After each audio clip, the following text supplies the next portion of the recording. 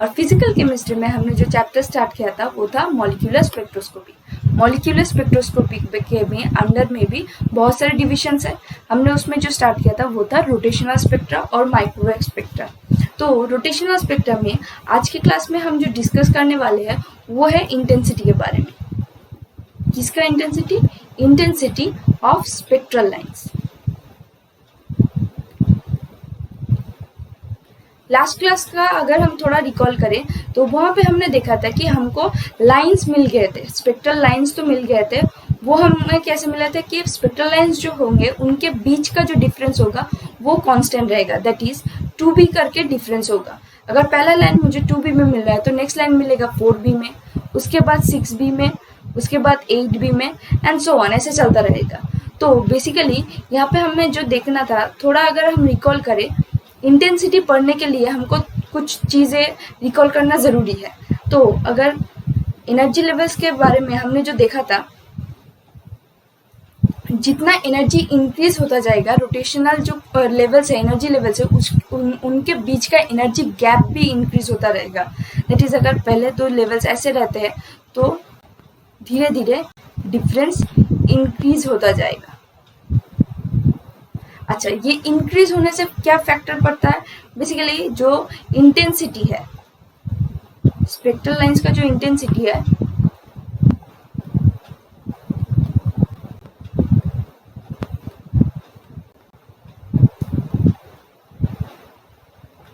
Depends on 2 factors.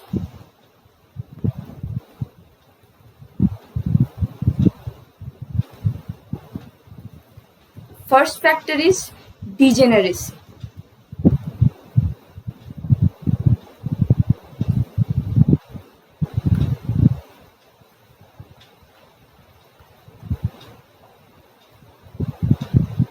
अभी ये degeneracy क्या है? डिजेनरेसी का मतलब सेम एनर्जी का वैल्यू, एनर्जी सेम होगा बट वहाँ पे अवेलेबल जो लेवल्स होंगे, एनर्जी लेवल्स होंगे वो ज़्यादा हो सकते हैं, एक भी हो सकता है। मतलब एनर्जी डिजेनरेसी बेसिकली मीन करता है जब एनर्जी सेम हो बट एनर्जी लेवल्स ज़्यादा हो, सेम एनर्जी में ज़्यादा energy levels.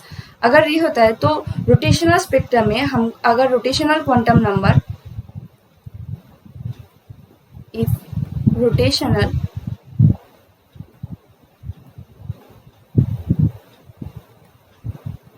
number is j, then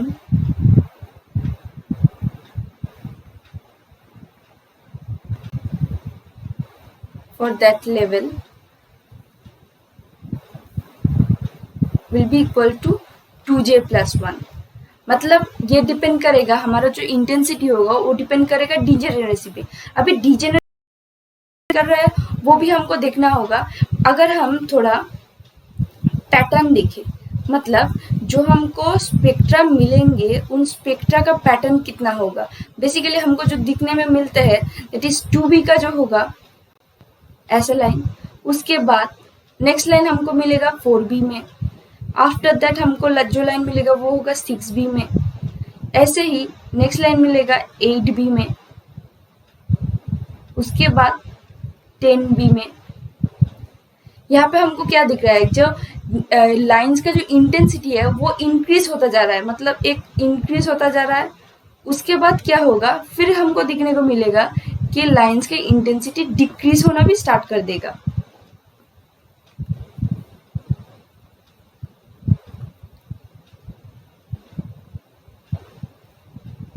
next line आएगा 12b में, आफ्टर दैट 14b एंड ऐसे सो ऑन चलता रहेगा। मतलब जितना इंटेंसिटी इंक्रीज भी कर रहा है उतना ही इंटेंसिटी फिर डिक्रीज भी करता रहेगा। तो ये कैसे हमको ये मिलेगा? बेसिकली हमको एक मैक्सिमम पॉइंट मिलेगा। हमको क्या करना है, वो मैक्सिमम पॉइंट कितने जे के वैल्यू में आएगा उसको कैलकुलेट करने के लिए एक डेरिवेशन होता है। उस डेरिवेशन को हमें देखना पड़ेगा कि जे मैक्स का वैल्यू कितना आ रहा है। मतलब एक पॉइंट हमको ऐसा मिल रहा है। बेसिकली ग्राफिकल रिप्रेजेंटेशन अगर हम देखें तो हमको जो स्पेक्ट्रल लाइंस मिल रहे हैं वो स्पेक्ट्रल लाइंस बेसिकली ऐसे मिलेंगे। मतलब पॉपुलेशन के साथ साथ एक मैक्सिमम पॉइंट हम रीच करेंगे, ये यहाँ से इंक्रीज हो रहा है, उसके बाद ये डिक्रीज होना भी स्टार्ट करेगा।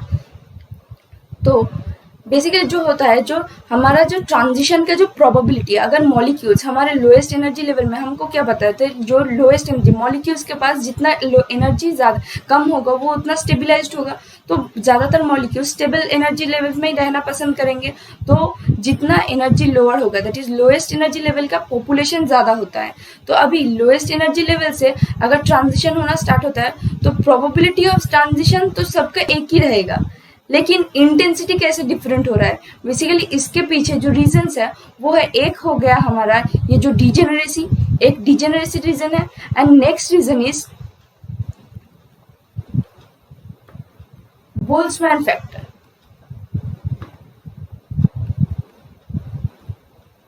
अभी बोल्ट्जमैन फैक्टर क्या है? बोल्ट्जमैन फैक्टर है बेसिकली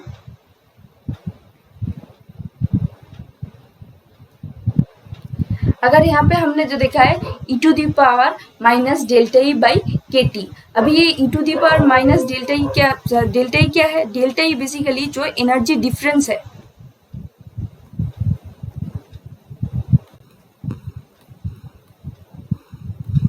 ओके, और एनर्जी डिफरेंस और जो एनर्जी का टर्म हमने पढ़ा है वो यहाँ पे हमको पुट करना पड़ेगा, प्रोवाइडेड हम जो कैलकुलेशन करेंगे वो हम जूल में करेंगे। तो अभी अगर हम एनर्जी के टर्म्स में देखें, दैट इज हमने जो देखा है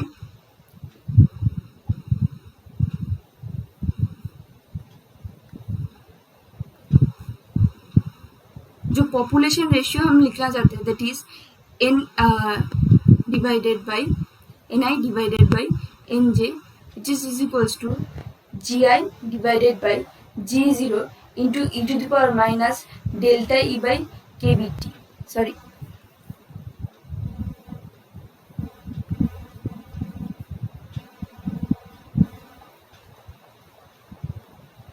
ठीक है।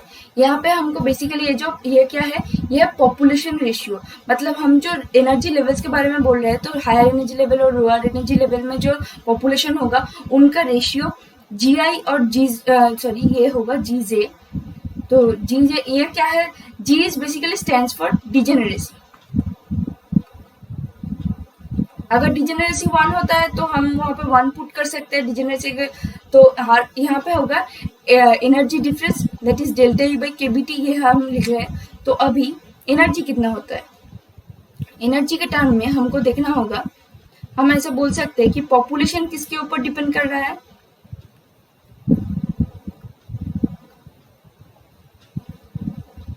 पॉपुलेशन को हम अगर पीजे से रिप्रेजेंट करें, that is P stands for population. Population depends on, एक टर्म हो रहा है डिजेनरेसी, दैट इज 2j + 1, जो हमने लास्ट स्लाइड में देखा, that is 2j + 1, and next होगा जो एनर्जी टर्म होगा, दैट इज ए मल्टीप्लीकेशन में रहेगा। एनर्जी टर्म हमारा क्या है? e to the power minus delta E by KBT. Okay, तो अभी अगर हम ये डेल्टा ई के जगह पर एनर्जी का वैल्यू पुट करें, एनर्जी का वैल्यू हमने क्या देखा था? एनर्जी का वैल्यू हमने देखा था,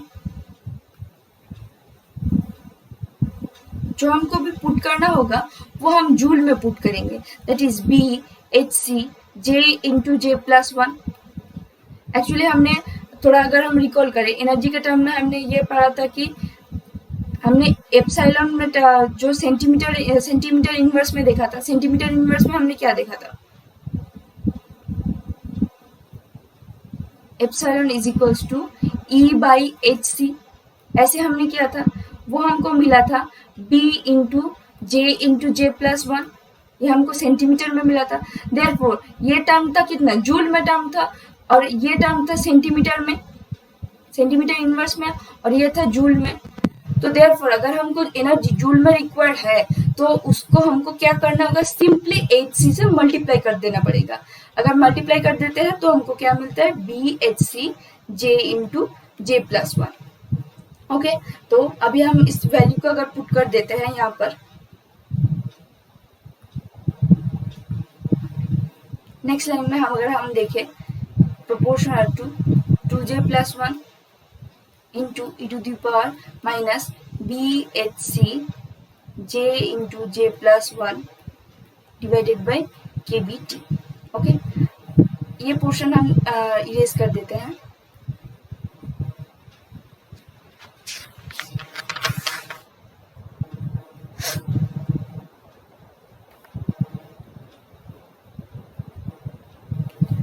नाउ अभी हम डेरिवेशन अगर स्टार्ट करें तो बेसिकली हमको क्या निकालना होगा, पीजे मैक्स, मतलब जे मैक्स का कितना, जे का कितना हाईएस्ट वैल्यू में हमको पॉपुलेशन सबसे ज्यादा मिलेगा, दैट इज इंटेंसिटी पे सबसे ज्यादा होगा। जितना कि हमारा पॉपुलेशन होगा उतना ही हमारा इंटेंसिटी भी बढ़ेगा, मतलब पॉपुलेशन ज्यादा होने से ज्यादा मॉलिक्यूल ट्रांजिशन करेंगे, ज्यादा मॉलिक्यूल ट्रांजिशन करेंगे तो इंटेंसिटी भी इंक्रीज करेगा। देयरफॉर अगर हम प्रोपोर्शनलिटी साइन को हटाते हैं तो हमको एक कांस्टेंट से मल्टीप्लाई करना पड़ेगा, दैट इज हम उसको लेते हैं केबी, दैट इज बोल्ट्जमैन कांस्टेंट केबी हम लेते हैं। उसका वैल्यू कितना होता है, केबी का वैल्यू होता है 1.38 into 10⁻⁻23 joule kelvin inverse. Okay, now e⁻⁻BHC। Derivation बहुत ही इजी है, इतना कॉम्प्लिकेटेड नहीं है, थोड़ा लेंदी है, तो अगर हम केयरफुली करें तो हम इजीली कर सकते हैं।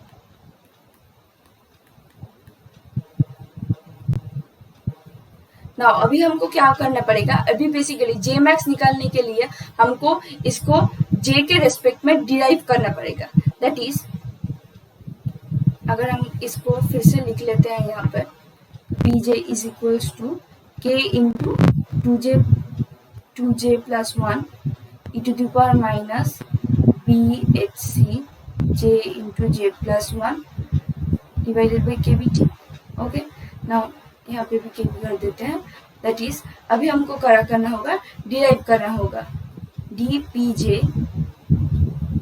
जे के रेस्पेक्टिव में हम डिराइव करेंगे तो हम इस चीज को क्या लिख सकते हैं, D D J of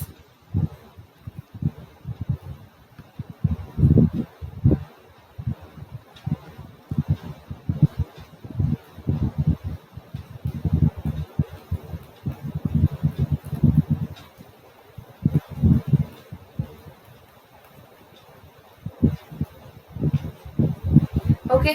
now अभी हम ये जो मेथड हम बेसिकली डिफरेंशिएशन के लिए जो मेथड यूज करेंगे वो होगा u इंटू वी का जो मेथड है, दैट इज यू। पहले हम एक पोर्शन को कांस्टेंट कर लेंगे, बेसिकली जे के जो टर्म्स है उनके रेस्पेक्ट में ही हमको ये डेरिवेशन करना होगा। तो यहाँ पे हमको इस टर्म में जे मिल रहा है और e टू दी पावर के पूरा टर्म में जे है, तो इन दोनों टर्म को हमको अलग से करना होगा। तो जब हम पहला ये वाला टर्म करेंगे तभी इस पूरा पोर्शन को कांस्टेंट रखना होगा, और जब नेक्स्ट वाला करेंगे तो बाकी का पोर्शन कांस्टेंट रखेंगे। तो अगर हम स्टार्ट करें, हमें जब कंफ्यूजन अगर ना हो तो इसीलिए मैं दोनों कलर से लिख दूंगी तो हम देखिए कर सकेंगे। तो पहले अगर हम इस पोर्शन को डिफरेंशिएट करते हैं, दैट इज हमारा के B into e⁻⁻BHC J into J plus 1, ये पूरा टर्म कांस्टेंट रहेगा के बी टी। ओके, तो अभी हम जो डिफरेंशिएट कर रहे हैं वो होगा 2j प्लस 1 का। आगे अगर हम 2j प्लस 1 का डिफरेंशिएट करें, दैट इज 2j प्लस 1, अभी देखिए तो 2j प्लस 1 का डिफरेंशिएट करते हैं जो कि हमको मिलेगा 2, अगर 1 कांस्टेंट है 1 का डिफरेंशिएशन करेंगे तो कांस्टेंट रहेगा तो 0 हो जाएगा। देयरफॉर 2j प्लस 1 का जो डिफरेंशिएशन करेंगे वो हमको मिलेगा 2 इंटू, तो बेसिकली क्या हो जाएगा, ये पूरा डिफरेंशिएशन का मतलब 2 आएगा। तो उसको अगर हम लिखते हैं, सॉरी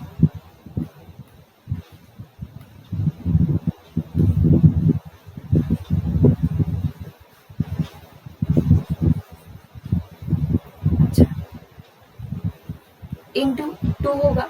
ओके, प्लस अभी प्लस लिखता है प्लस के बी, अभी 2j प्लस 1 टर्म को हम कांस्टेंट रखेंगे,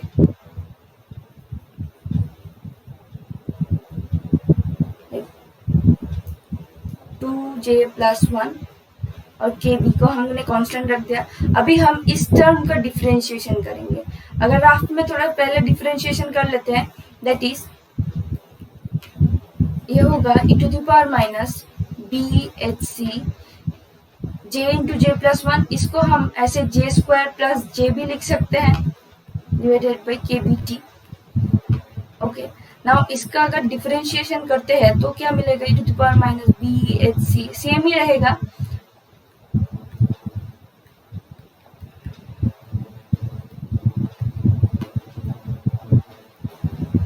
मल्टीप्लाइड बाय अब जो कोएफिशिएंट ऊपर में जो है पावर में जो है उसका डिफरेंशिएशन करना होगा, that is D D J of minus B H C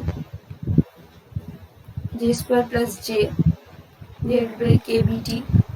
okay, अब थोड़ा लेंदी है तो धीरे धीरे हम करेंगे, एकदम इजी तरीके से करेंगे ताकि हम समझ सकें। तो अब इसको हम लिख सकते हैं, ये पोर्शन अगर हम डिफरेंशिएट करें दैट इज जे, यहाँ पे भी B H C by K B T, ये तो हमारा कांस्टेंट हो गया। इसका मतलब जे स्क्वायर प्लस जे, इसका इसे डिफरेंशिएशन करना पड़ेगा। जे स्क्वायर प्लस जे का डिफरेंशिएशन अगर करें तो हमको क्या मिल सकता है, 2j। जे स्क्वायर का डिफरेंशिएशन करने से जे के रेस्पेक्ट में डिफरेंशिएट कर रहे हैं, दैट इज पावर सामने आ जाएगा और एक पावर माइनस होगा, दैट इज 2j प्लस 1। जे जब है दैट इज 1 हमको मिलेगा, दैट इज इस पूरा टर्म से हमको 2j प्लस 1 मिल रहा है। तो इसको अगर हम लिखे तो हमको मिलेगा B H C J into J plus 1 divided by K B T into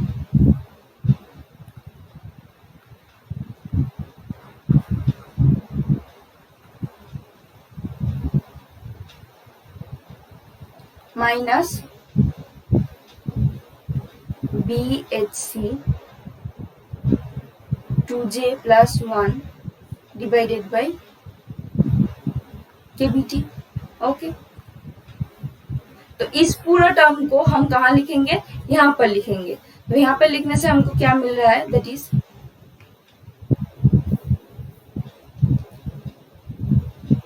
जितना कांस्टेंट पोर्शन है उसको हम पहले लिख लेते हैं, that is minus B H C 2j plus 1 divided by K B T multiplied by e to the power minus bhc j into j plus 1 divided by kb। Okay, तो ये term हमको मिल रहा है यहाँ से पूरा डिफरेंशिएट करने से। तो अभी थोड़ा दिखने में बहुत ही कॉम्प्लिकेटेड लग रहा है, बट ये कॉम्प्लिकेटेड उतना भी नहीं होगा, अभी इजी हो जाएगा क्योंकि हमको कुछ टर्म ऐसे मिलेंगे जो कि हम कॉमन ले सकते हैं। तो देखो, पूरा जो e टू दी पावर का जो टर्म है, पूरा जितना हमारा e टू दी पावर में टर्म है वो पूरा कॉमन चला जाएगा और यहाँ पे k भी है वो भी कॉमन आएगा। तो अगर हम करें, बेसिकली हम k को रख देते हैं, पूरा जो e टू दी पावर में टर्म है उसको ही कॉमन लेंगे।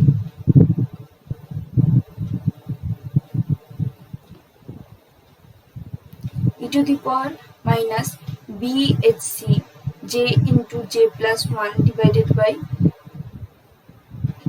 के बी टी। इसको पूरा कॉमन लेने से यहाँ पे मिल रहा है 2kb प्लस, यहाँ पे कितना है, यहाँ पे बेसिकली क्या हो जाएगा, देखो यहाँ पे एक केबीटी टर्म है और यहाँ पे भी एक केबीटी टर्म है जो कि कैंसिल आउट कर जाएगा। तो अभी रहता कितना है, 2j स्क्वायर प्लस 1, ये टर्म 2 बार है तो ये स्क्वायर में चला जाएगा, दैट इज अगर हम लिखे, और यहाँ पे देखो माइनस टर्म है प्लस है, प्लस और माइनस में टोटली माइनस हो जाएगा।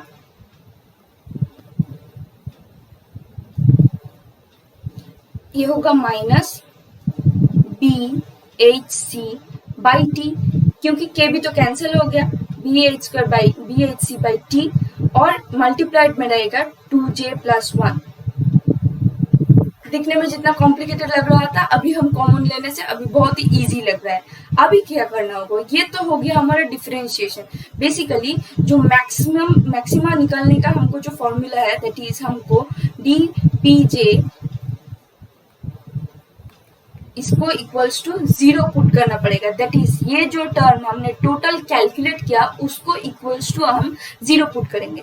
तो नेक्स्ट स्लाइड में हम जाते हैं, दैट इज हमने लिखा, दैट इज हमको मिला है e to the power minus bhcj into j plus 1 divided by kbt multiplied by 2kb minus bhc by t 2j plus 1 whole square. तो ये टर्म अगर इक्वल्स टू पूरा हम 0 पुट करते हैं तो इन दैट केस क्या हो सकता है, either e to the power minus bhc J into J plus one और के बी टी, ये टर्म इक्वल्स टू 0 होगा, और जो ब्रैकेट में अब लिखा है that is 2 K B T, sorry 2 K B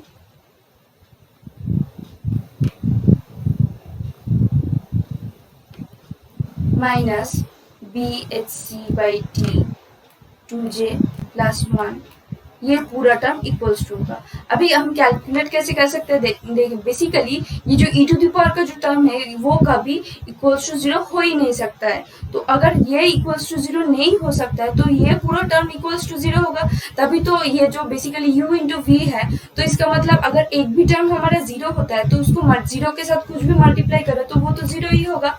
तो basically e to the power term कभी भी 0 नहीं हो सकता, तो जो टर्म 0 होगा वो होगा ये, ठीक है। तो अभी अगर कैलकुलेशन करें तो हमको देखना होगा दैट इज, हम बोल सकते हैं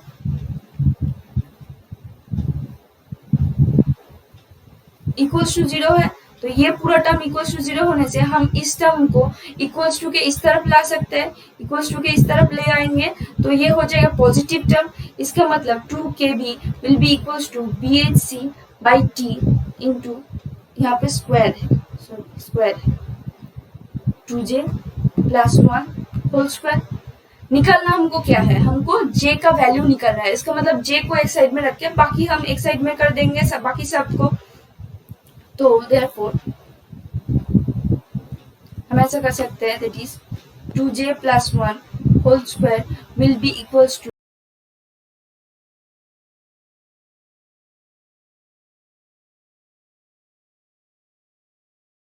प्लस 1 होल स्क्वायर के एक साइड में रख दिया और यहाँ पे क्रॉस मल्टीप्लीकेशन कर दिया that is 2kb divided by bhc। Now हमको रिक्वायर्ड क्या है, हमको j का वैल्यू निकालना पड़ेगा। j का वैल्यू अगर हम निकालते हैं तो हमको इसको स्क्वायर रूट करना होगा that is 2j plus 1 will be equals to root over of 2kbt divided by bhc। Okay, now j को हम रख देते हैं which will be equals to 2kbt divided by bhc minus 1, ठीक है। यह केयरफुल रहना पड़ेगा, माइनस रूट के बाहर है। नेक्स्ट लाइन में अगर हम जाए दैट इज 2 से डिवाइड करना पड़ेगा।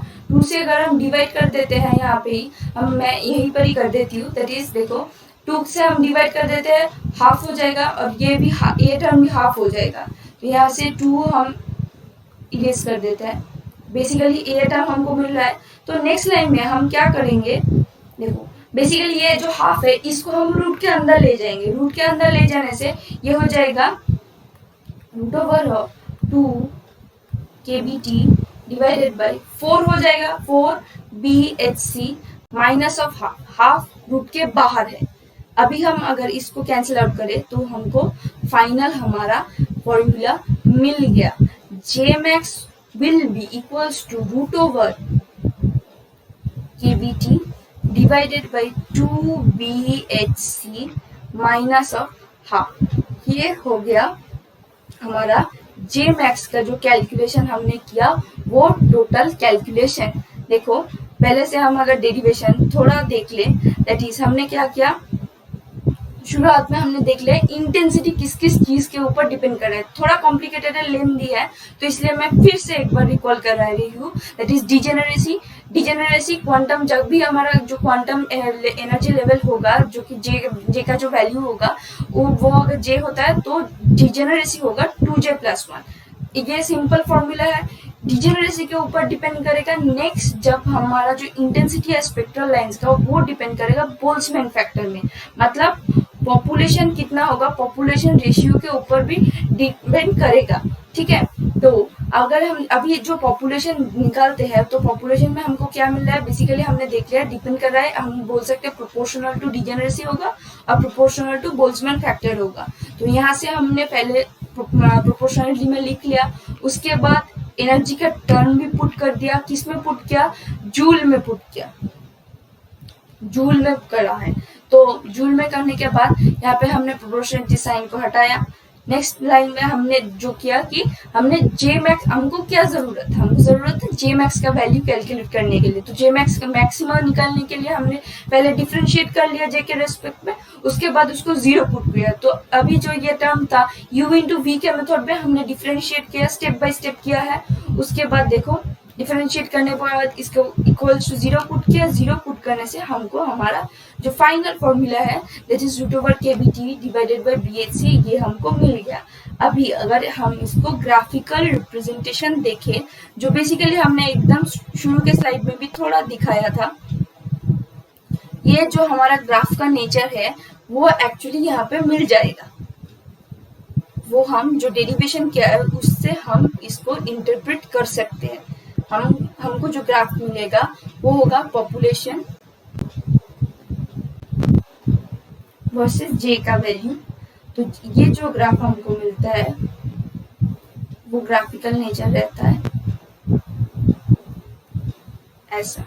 इसका मतलब यहाँ पे जो पॉइंट है वो पॉइंट होगा, ये पॉइंट हो जाएगा जे मैक्स के लिए। मतलब यहाँ पर हमको इंटेंसिटी सबसे ज्यादा मिलेगा, इसके पहले भी कम होता जाएगा, पहले कम से ज्यादा होगा, ज्यादा होने के बाद फिर से कम होता जाएगा।